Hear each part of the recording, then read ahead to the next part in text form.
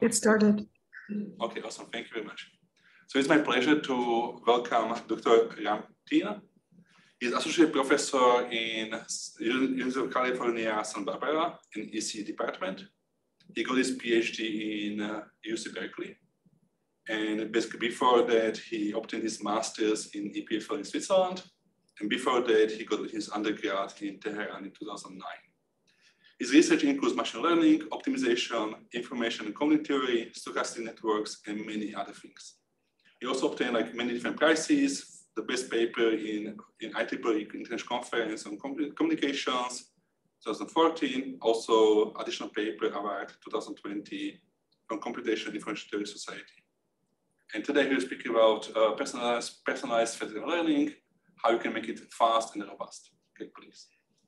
Thank you. Thanks for the nice introduction and thanks for having me. It's a pleasure to be in UAE and at English AI. And I'm actually quite impressed by my visit already. So today I'm going to talk about federated learning. As we will see, it's basically a setup that we want to learn a machine learning model from multiple users' data. But there are challenges in terms of speed, in terms of robustness, in terms of data distribution, and so on. So in this talk, I'm going to address some of these challenges briefly, but I'll be happy to talk about the details more offline. And as you mentioned, I'm at University of California, Santa Barbara, which has a weather quite similar to here in summer. So winter here is like summer in Santa Barbara, but other seasons we always have essentially spring. So if you like to visit, let me know, and it's a nice location next to the beach. So let me give you a brief background. Traditionally in machine learning, what we want to do is basically collect a lot of data. Let's say this data is collected at a data center, Google's data center, Amazon data center. And we want to learn a model. So this model can be, for example, face recognition application. What is the issue with this? So for modern applications, there are a couple of issues that can be difficult for gathering all this data in a centralized location. One issue is continuous communication. So if this data is gathered at the edge nodes, like mobile devices, continuously, they should be sent to a data center, which is a huge communication. A more important issue can be privacy, right? So we want our data to be kept local, and we want that to be private. But if we just send it to a data center where the data is gone, as soon as the data is revealed, you cannot really assume that privacy is guaranteed. So because of these issues and other issues, just in terms of computational power, we have all these mobile devices, all these edge nodes that already are like a distributed computing system for us. So why not using it for learning the machine learning model directly? Why should we do the computation at the center? So because of these issues, we are actually moving towards ML models that try to do edge computing, try to learn these models at the edge. And federated learning is actually the paradigm that tries to do this. Okay, it's federated, it's distributed, data is gathered at mobile nodes, edge devices, IoT devices, you say it, smartphones, and they are processed there, but they will be coordinated with a central. Now, let's do a more accurate comparison. So in centralized ML, we have this data. So here we have image classification. And this data will be all sent to a master node or a data center. We are going to have some learning algorithm, like maybe using stochastic gradient descent. And the issue is lack of privacy, high communication load, and also slow training because we are using the computation power of one server or probably multiple servers, but at one location. Federated learning, the idea is that this learning algorithm will be implemented at the edge nodes. So let's say at some iteration, the current learning model will be shared with these mobile nodes. Then we are going to have an update, again, maybe using stochastic gradient descent. And these results will be aggregated, uploaded back to the parameter server, to one central node, aggregated, and this iteration continues. Okay, so this is kind of the architecture of federated. So everything looks nice, lower latency because of the computation power of the nodes, smaller communication. It's more privacy preserving because data remains local, less power consumption, and we are gonna have smarter models because we can use more data. Okay, we can have millions of IoT devices and use all that data, so we are gonna get smarter models. And this was first introduced by Google, and there have been many, many papers on that. So I'm not referring to this large body of literature in the talk, but there are a lot of works. And fed average is the algorithm I just explained, basically, which tries to solve this, first introduced in this 2017 paper. And if you are interested, there are nice survey papers that you can go to. So everything seems fine, but there are issues. There are issues that I'm going to talk about in this talk, some of them, but many of them remain to be solved. So one issue is system heterogeneity, we call it. So remember the architecture that I explained, there is this synchronicity issue. That's okay, the nodes have to do the computation, send back to a central node. Now, if one of them is a straggler means a slower node, or breaks in the computation. So the whole procedure will slow down. Okay, so this we call system heterogeneity. Another issue is data heterogeneity. Data heterogeneity is about non-IIDness of the data. So in a typical ML problem, you want your data points to be IID to learn a common model. But if they are not, here you need to basically have a model, have an understanding of this non-IIDness. If it is like arbitrary, why is it even useful to do learning? Like you won't do learning on images that are totally unrelated, okay? So there is definitely a relationship that has to be modeled, but there is also not exact IIDness. So how can we handle this in a federated setting? And on top of this, we may also have the issue that each user prefers, because the data distribution is different, prefers to have a different model. So for example, the text messages that I send, they have a particular distribution.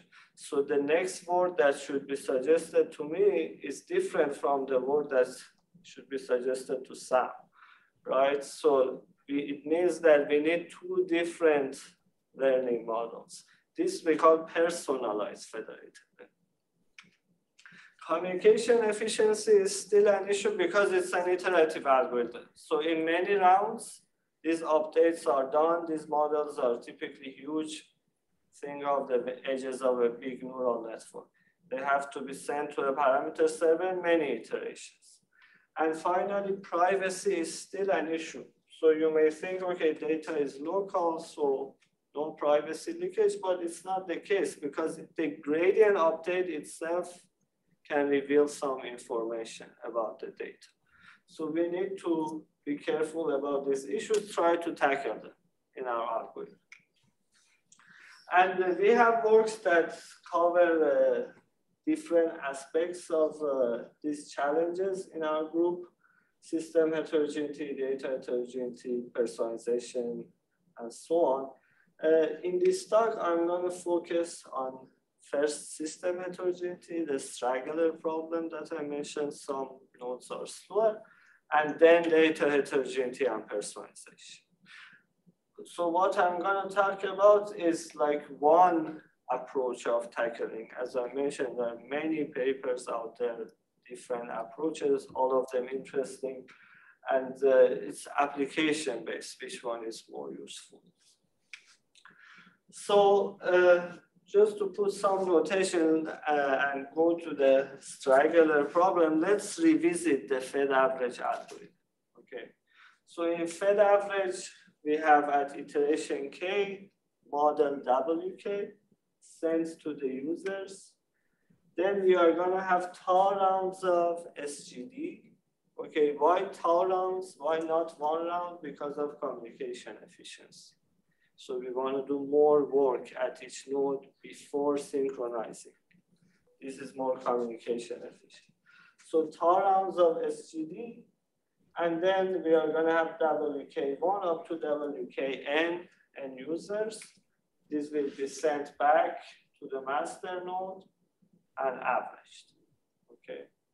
This is going to be the next model, discontinuous. Very simple algorithm, just a useful algorithm. Now, suppose that this second agent, this second mobile node, is much slower in a computation. So these tau rounds of computation will take maybe, I don't know, I'm going to put some random numbers, 10 seconds for the second node, but 1 second for the rest.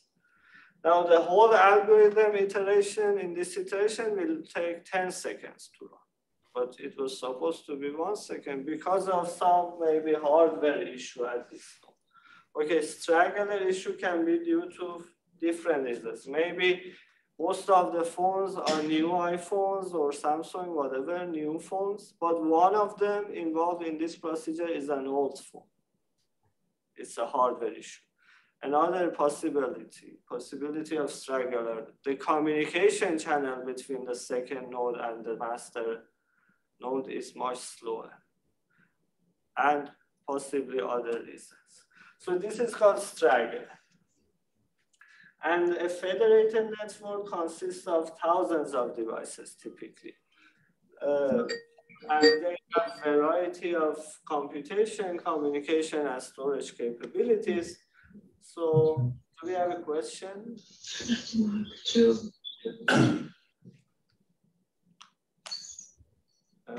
Okay, so because of this, we are going to have slow training and possibly unexpected delays due to stragglers. Now, how can we address this? So our key idea here is that basically these stragglers, there is a reason for them to be slow. If it's a hardware reason, as I mentioned, they are always going to be slow, okay?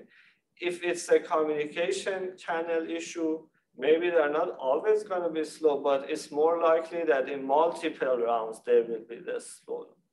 Okay, so it's not that this straggler, in many words, you see a random model, like each user at every iteration is a straggler with some probability.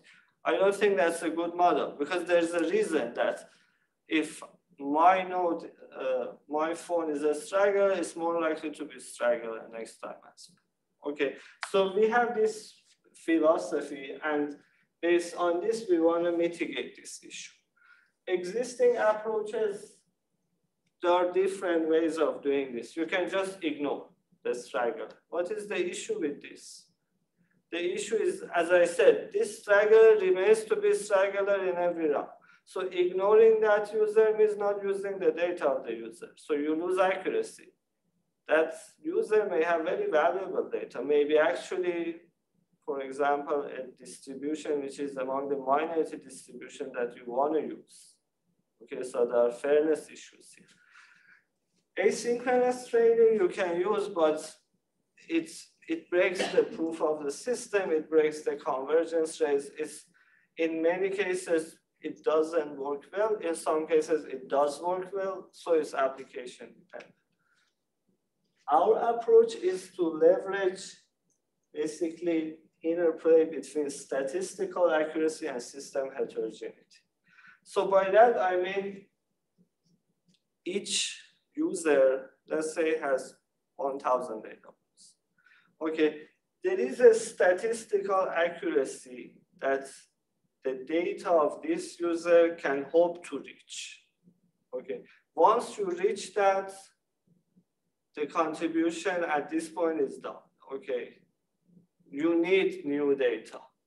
So this kind of basically inspires us to think about, okay, how about starting with fast nodes, reaching their statistical accuracy, then adding the slow nodes.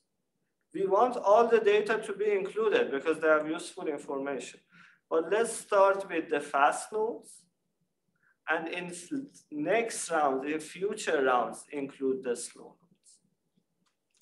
And what is the optimal way of doing this? What can we prove? What can we show in terms of speed? So the algorithm that we develop is called adaptive node participation approach. Okay, so adaptive node participation, it adapts to the statistical accuracy and speed. It's very simple, actually. Let's say we have n heterogeneous devices and we sort them by speed. Now you may ask, how do we know which node is faster, which one is slower? It may be time varying, and you are right.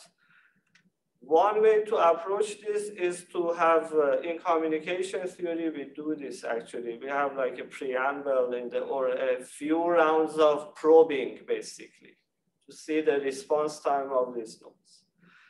And if we assume that the time varying aspect is slow enough, we can do this probing every now and then. Maybe after every 100 iterations, we do a new probing.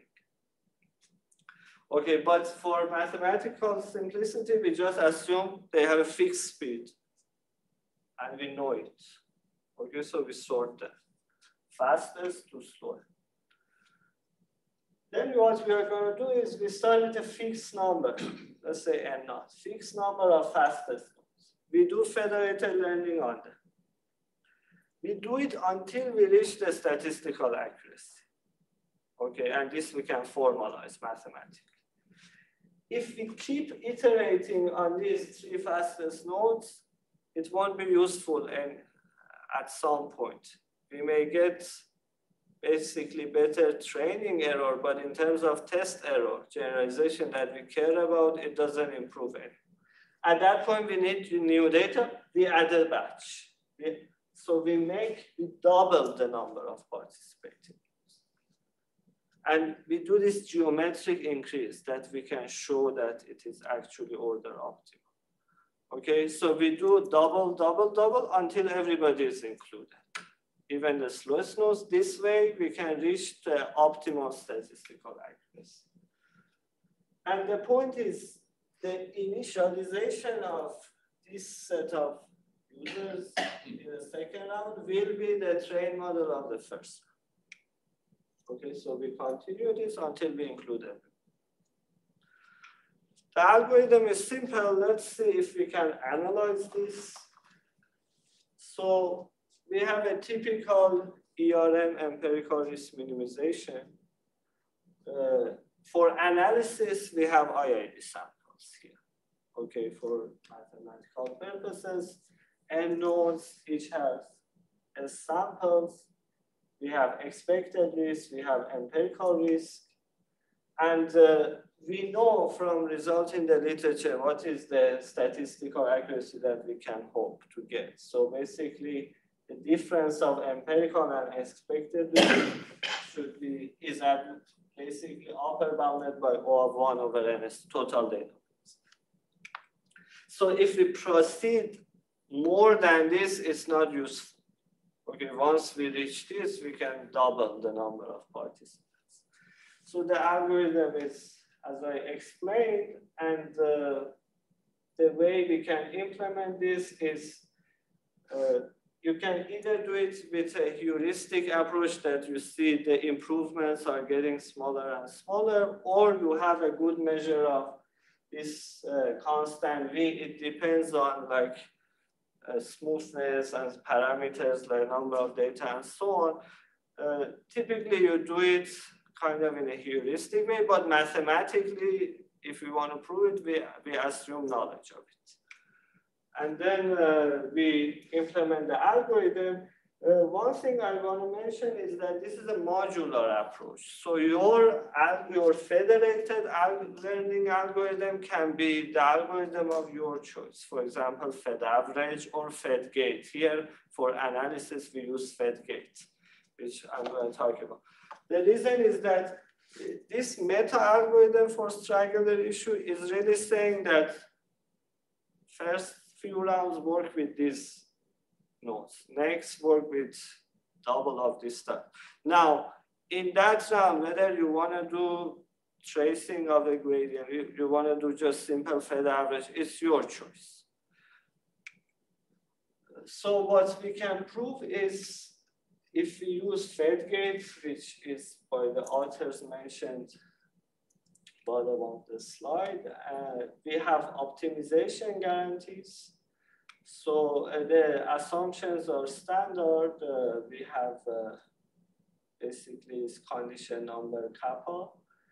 And we have these results from statistical accuracy. What we can show is that if you use this adaptive node participation with fedgate, we can actually design number of rounds and number of local updates that we need, and show that we reach the statistical accuracy, the optimal statistical accuracy.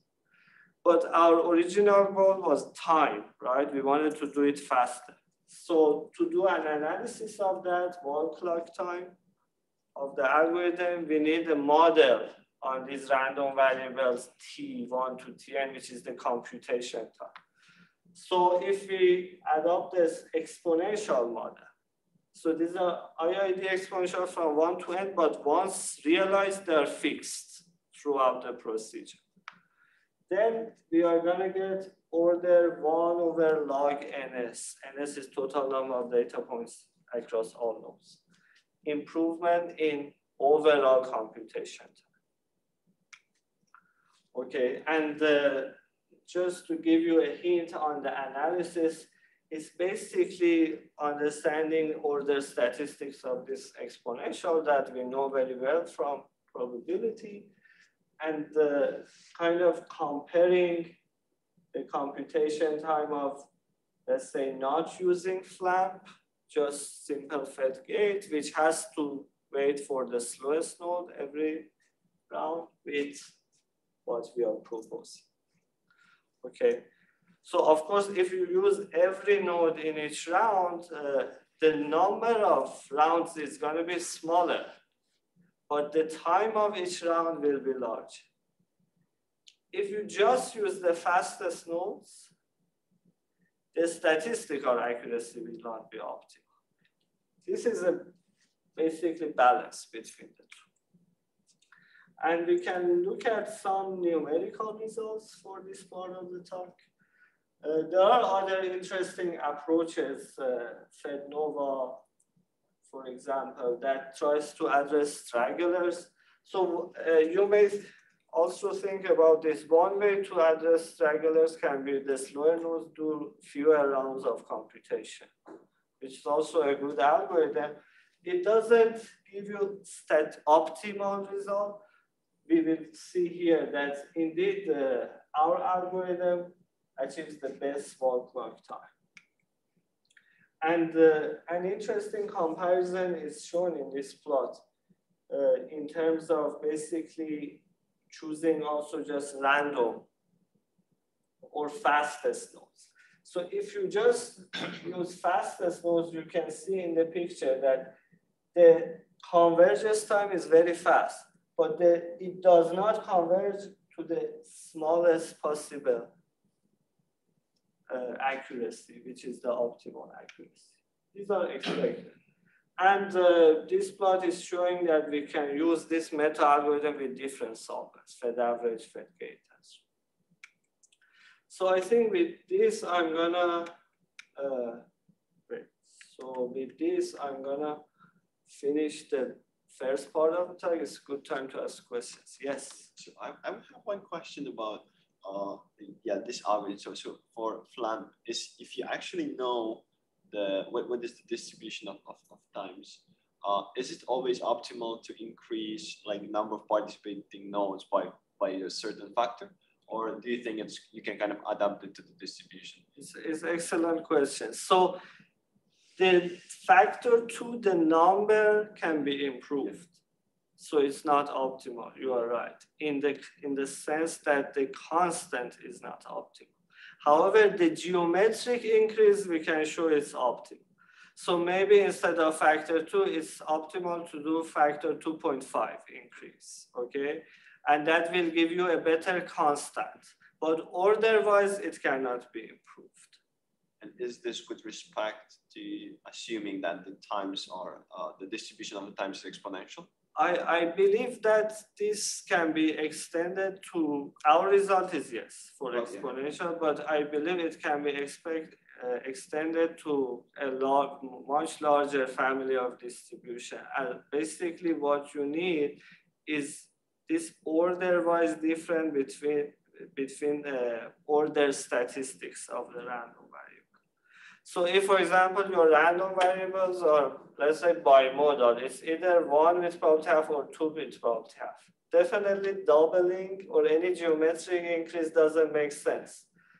You should include in some rounds all the fast ones that have speed 1, then include all the slow ones that have speed 2. Anything other than this clearly is not optimal. But if you have some sort of, I think it's more than exponential, so it's a good question. But if there's a kind of tail to the distribution and these order statistics that's basically order-wise are different, then our approach is up to constants. Very stupid question, but you have assume that with this tackling nodes, right? Yes. The theory relies on IID.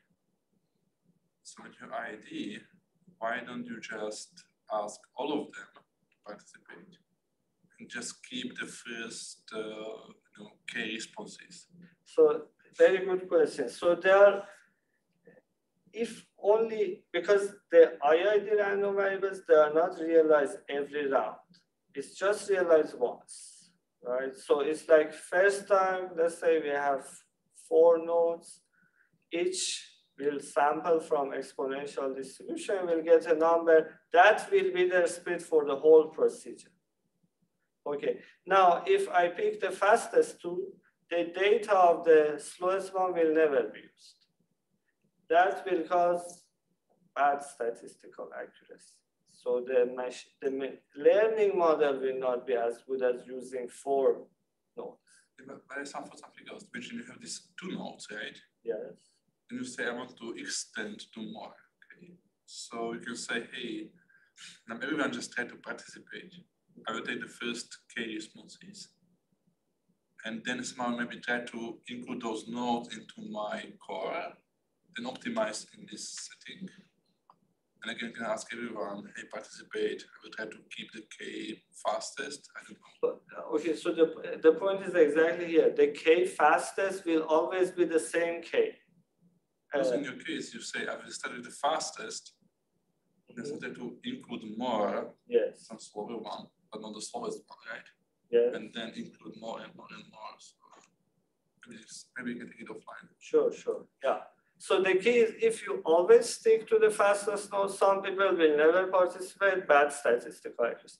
If you always include everyone, slow. But some for you say, I will take the K fastest, and then slowly say, hey, now you will need to be in my core. And then the same way as you are extending, you start with a small subset which are the fastest, then include it with slower, more slower, and so on, right? Yes. So in some sense, you need to make the rule that, hey, at some point, I want to have everyone participating. Yes. So increase the time, but early on, I want to maybe just, I don't care about who will give me an answer, right? Also, you don't care who gives the answer at the beginning, at the fastest one, right? Yes. So it's actually what we do here, yeah, basically, yeah. Thank you. So if there are no more questions, okay, go ahead, yeah. So do you actually have, did you think about extending it to like a heterogeneous setup where you kind of know what kind of heterogeneity you do. You mean data heterogeneity? Yes, data heterogeneity. Yes, yeah. Yeah, we tried that. So we can do it. Actually, we have sent a paper that can address both data heterogeneity and system heterogeneity. I had it in my slide, but it is based on representation learning. So it's structured data heterogeneity. Okay, so we can talk offline, but basically the idea is that you are gonna learn, let's say, the representation learning is such that you have a common part for every node and just the last layer, which is different. And this way, it's exactly the same procedure. As I say, it's a meta algorithm. So it sits on top of the representation learning algorithm that you use for your heterogeneous federated learning. Now, if, for example, you address data heterogeneity by clustering, let's say, again, you can implement this on top of that, like for every cluster. So that is, I think, the kind of advantage of this method, that since it's a meta algorithm, it can basically, it can be added to your favorites depending on your application heterogeneous algorithm. Yeah. So question here, like when you have data heterogeneity, maybe also having one node is not the best thing to do. Exactly, and this is the next part of the talk. Yeah, so it's a great question to kind of bridge to the next one. So here, as you mentioned, so data heterogeneity is a very vast area, and many different algorithms are proposed. And I think for different applications, also different algorithms are useful. So in next part of the talk, what we want to do is kind of look at structured heterogeneity, which is also related to adversarial ML. If you are familiar, I'm going to explain, and see what we can do in the worst case of heterogeneity in some sense. So our motivation is this. So we all agree heterogeneity is important, and we know Fed average doesn't work well with heterogeneous data. So in this part, we are still interested in one model. So it's not personalized. We have heterogeneous data. We want one learning model for everyone. And the reason, so here we argue that in this case that we need one model, data heterogeneity is structured and is device dependent. So for example, we want to do image classification. All the mobile nodes have same type of images, okay?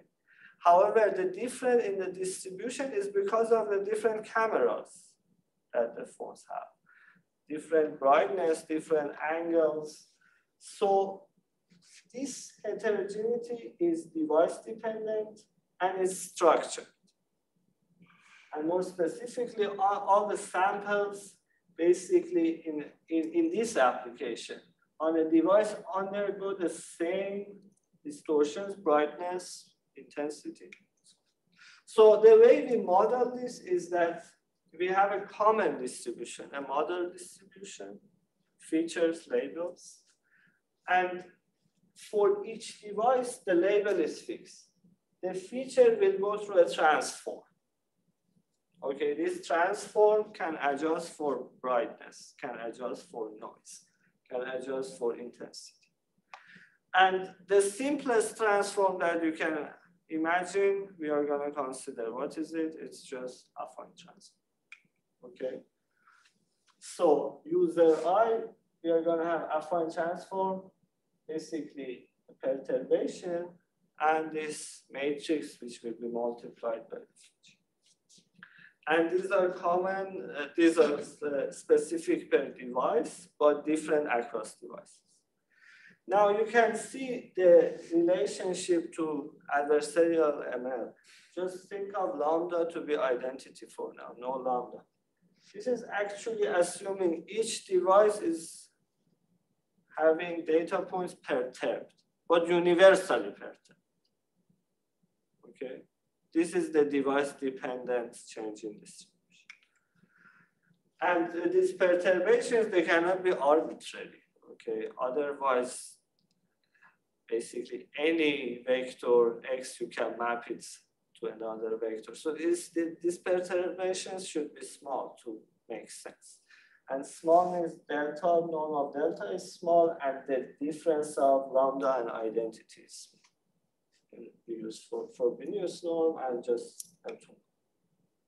So this is the connection to universal adversarial perturbation.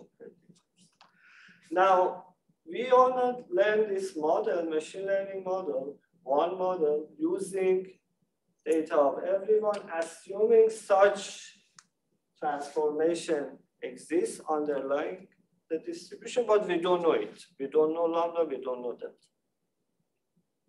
And we want to guarantee for the worst case. Okay. For the worst case, the reason is that maybe your learned model will actually be used on a participant or a user that didn't participate in the training phase. Okay. If user will later use your learned machine learning model, but still with the same structure of data. So we want it to work for the worst case performance. Means what? Means we have min max for our empirical risk minimization.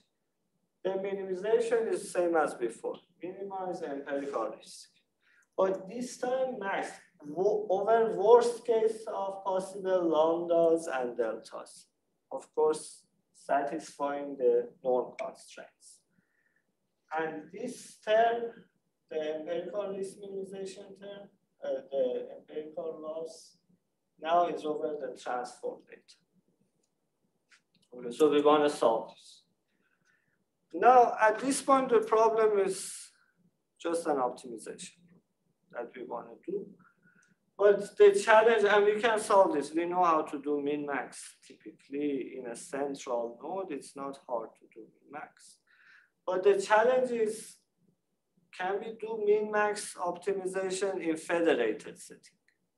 Federated setting, remember, has to be distributed, has to be communication efficient, which means we need to have multiple SGD, or here we are gonna have ascent also because of the maximization. So multiple iterations before coordinating with the master. So does min-max solvers work in a federated setting? And it should be also computationally efficient. We cannot solve the maximization completely per node because that's computationally heavy. So the question is, can we solve with low computation, low communication cost this problem in a federated setting? And you can think of the algorithm already probably. We do Fed average. What is Fed average? Is multiple rounds of SGD and average. Now we have min max, so we need gradient descent and ascent, multiple round of descent because of communication efficiency, and then aggregate. So the question is simple now. Does this work theoretically and numerically? Okay, so we show that it does, and we call the algorithm Fed robust because it's based on robust optimization. So now, how do we do this? First, we basically use Lagrange multipliers to bring in the objective function, these constraints. Now we have a global loss with a minimization variable W and bunch of maximization variables that include lambda and delta for different devices. So the robust FL framework is the min-max of this function, min-max. And the solver, which we call Fed robust, is just gradient descent ascent. However, there is one important point here, which is the ascent step is per device, okay? So the ascent step, the gradient ascent, which is done over lambda and delta, it only needs to be done once per round of communication. However, the descent SGD similar to Fed average. Because of communication efficiency, we want to do this tau rounds. So tau local updates per round of communication. So the algorithm is, we have the new model double. And the other important thing is that the maximization variables don't need to be communicated to the master. They remain local, so it's communication efficient. Same as before, WT plus 1, the new one, or WT sent to the users, which is averaged. Now using that, we are gonna have the gradient ascent steps. Then we are gonna have tau local updates, aggregated again. Now you can think that, okay, this is two separate problems, maximization and minimization, because maximization is per node. So why is it hard? The reason is that every time that W gets aggregated, it couples this maximization with minimization. So the next step will be done with the new aggregated W. The good thing is that we can prove it works. We can prove it works. And this is federated gradient descent ascent with low computation, low communication. But what we can prove is under some standard assumptions. So we need bounded non-IID degree. This is commented in the literature. So non-IIDness cannot be arbitrary. We need the SGD to be unbiased variance bounded, also common. We have local functions that are basically smooth, and then we consider two cases. So PL condition is a weaker condition compared to strong concavity, strong convexity. If you are not familiar, just think of strong concave and strong convex cases. So we have two possibilities. The maximization, because of the form of it, okay, it is definitely strongly concave. And of course, PL as well. Okay. The minimization may be non-convex, maybe strongly convex. Neural nets are non-convex, like logistic regression is strong. So this min-max problem can be either strongly convex, strongly concave, or non-convex, strongly concave. Or here we do either PL or non-convex PL. And we do have results for both cases. So the way we do the proof, I don't want to spend too much time on it, but it's based on the Lyapunov function, which has two terms. This term is measuring the gap, optimality gap, basically for W. So the distance of W bar with phi star, which is basically using W star, but fixing the maximization parameters. The second term is essentially the optimality gap for the maximization variables. It's fixing W bar and looking at the difference of where we are at now with the optimal. So this we show is decreasing, and we can compute the layers. So the equation looks a bit ugly long. But if we set all the step sizes correctly, for PL, we get log T over T. For non-convex PL, we cannot show optimality, of course, but we can show convergence to a stationary point under 1 over root T. So these are results that we have for minimization only, up to log factors. We can now show it for min-max in federated system. And we also have generalization results, and we can relate the formulation that we have with Lagrange multiplier and so on to the Wasserstein distance of the distribution, but I'm gonna skip this in the interest of time, and let's look at some numerical results. So in the right plot, here lambda is identity. So it's actually similar to adversarial ML. We have lambda equals identity, delta, which is varying on the x-axis in magnitude and in norm, and then we have accuracy. So what are the competitions that we may have? One is just Fed average, which we expect not to be very good. And you can see that it doesn't work when the perturbation is large. The other possible competition is distributed PGD, distributed projected gradient descent, FGM. So these are adversarial ML algorithms that we can run in a distributed fashion. What is the difference with our algorithm? The difference is that they fully solve the maximization each round. So think of the min-max instead of, when I say federated friendly, low computation is this gradient descent ascent that I explained. Instead, you can say, okay, just do Fed average, but each time solve the maximization fully per node. That is distributed PGD essentially. Performance-wise, they are the same with our algorithm, but computationally, we expect to be much faster. So it's federated friendly.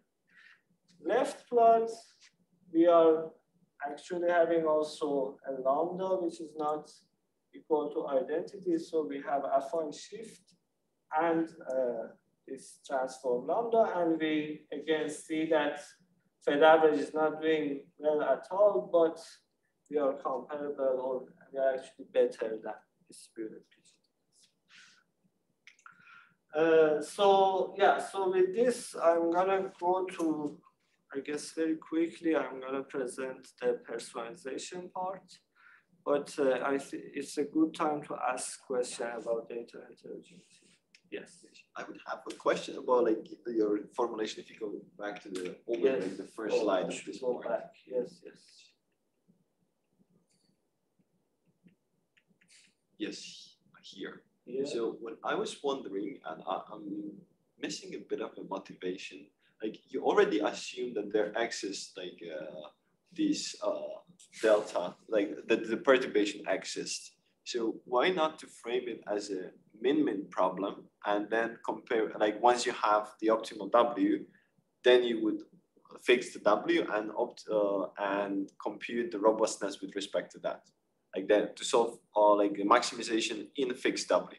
Yeah, so it's a good question. So basically you are saying it's actually the formulation related to personalization that we do.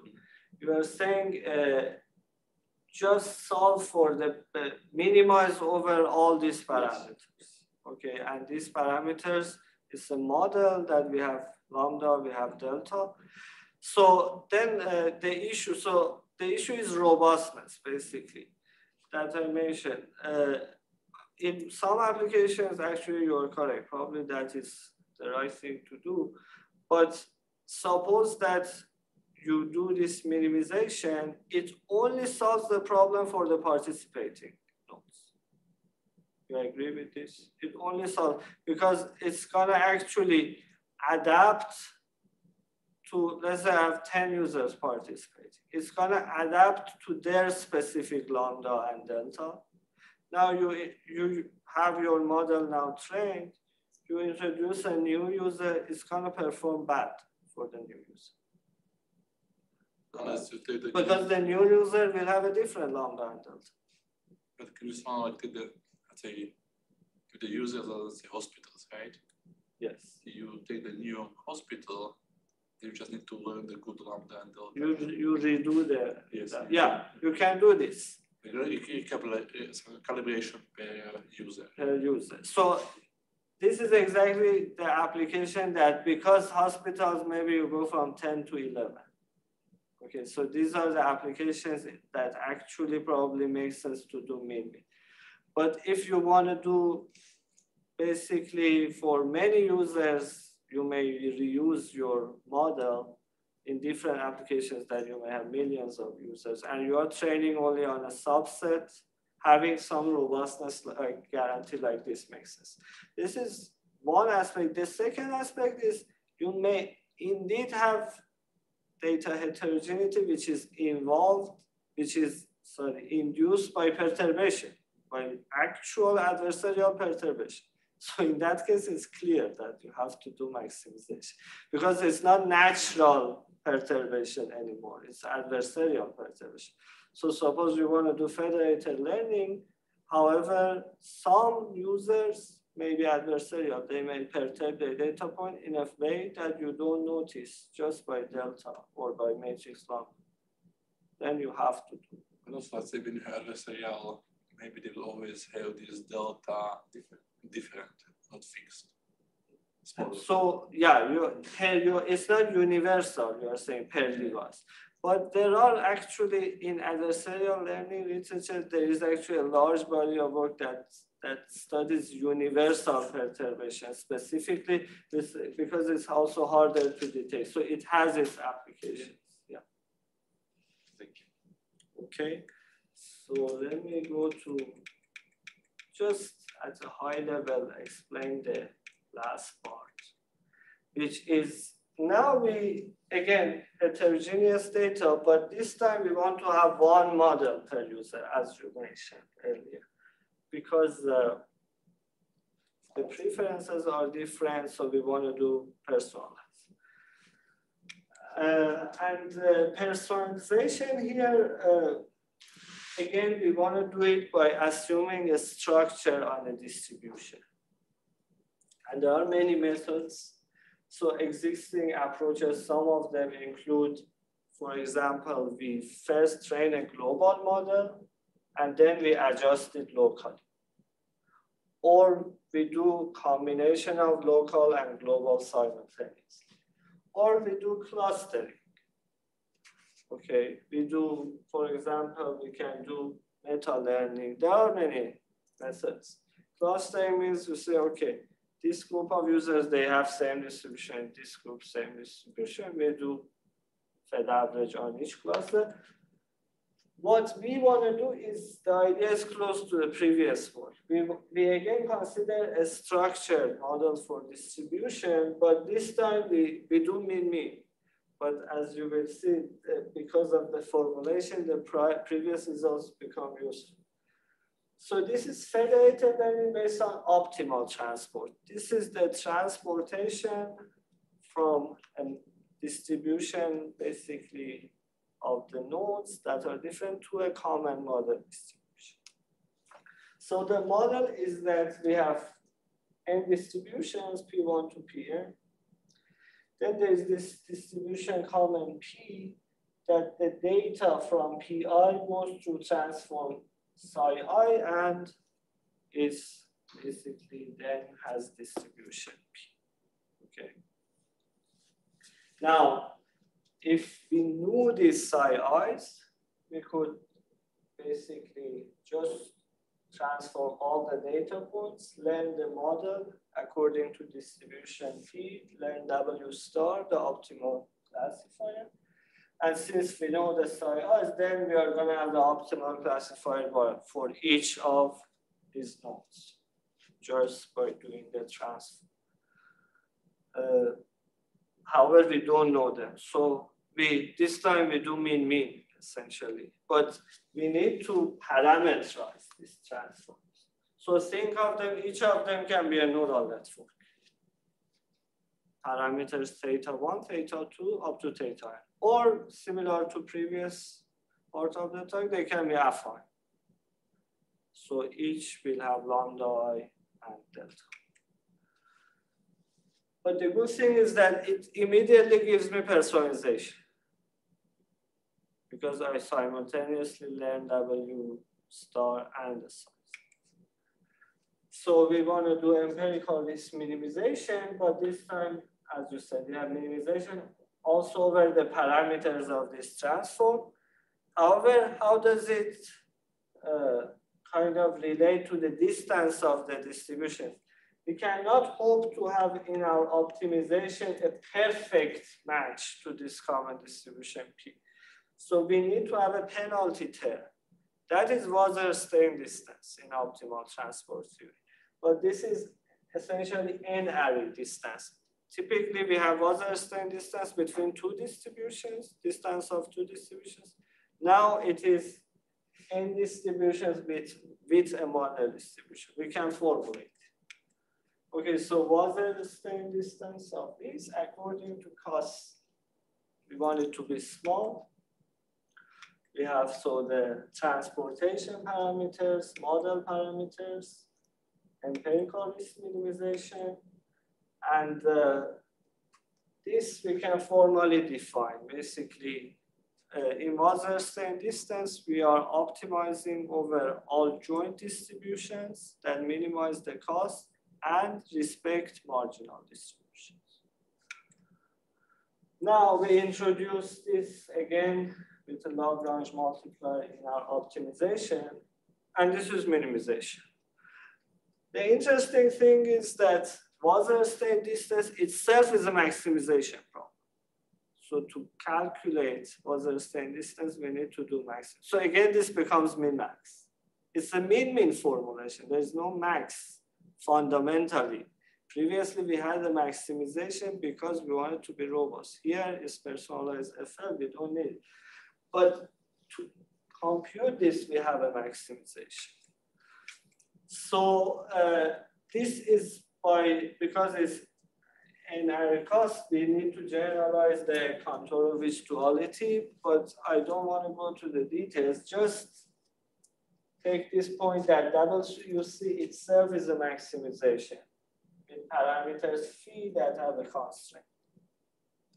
Okay, so let's accept this. And then going back to previous min-max problem,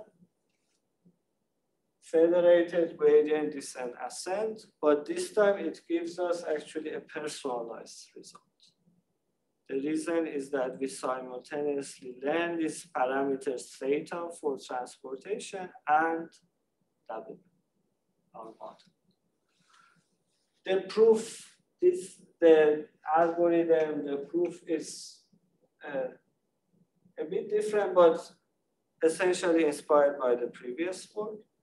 And what we can show is that, again, we reach a stationary point if we adjust the step sizes correctly, order 1 over root t, similar to, yeah. Just a question, if you go to yes. the slide. Oh, sorry. Here? Yes, so when you had this like Lagrange, what do you do with lambda? So lambda has to be chosen basically in a way that balances between these two. It's a constant, and the kind of, it shows up in the constants of the optimization bound. But just you can think of it just as a Lagrange multiplier. Because sometimes you can also think about adjusting the lambda. Yes, and it will be important for speed of convergence and so on. So yeah, it is very good question. In terms of practice, we just try basically, but in terms of theory, for any constant, it works. Okay, go forward. Okay, so I'm gonna wrap up. We are a bit over time. So we have some numerical results here for AlexNet 100 nodes. Different data sets for MNIST, CFAR, color MNIST. So here we actually have transportations through a 2-layer neural network, basically. So this mapping is a 2-layer neural network, and it is like one common layer. The last layer is different per user, which makes the distributions different. And we see good performance of our algorithm and some comparisons with like meta learning, FedMI. So these are other personalized algorithms. So I should state that since the underlying distribution is using the model that we are considering, it makes sense that we are doing better, but it shows that at least for the applications that you have this mapping of different distributions to a common distribution, this is FedOT is the right approach, federated learning based on optimal transfer. InceptionNet, another numerical result, which again shows strong performance. But let me wrap up. So in this talk, we discussed stragglers first, data heterogeneity, personalization. Other challenges that are important, I didn't talk about today. We have works on our communication load, privacy. And then you can ask about what if we want both data heterogeneous, system heterogeneous, we have a work on that, and also personalized. So these are directions that we are working on. What I'm more excited about these days is basically the economic aspects of federated learning and the interactions that is, or the trade-off that we have when we kind of consider accuracy and privacy and fairness. So I'm going to give you one example to finish the talk.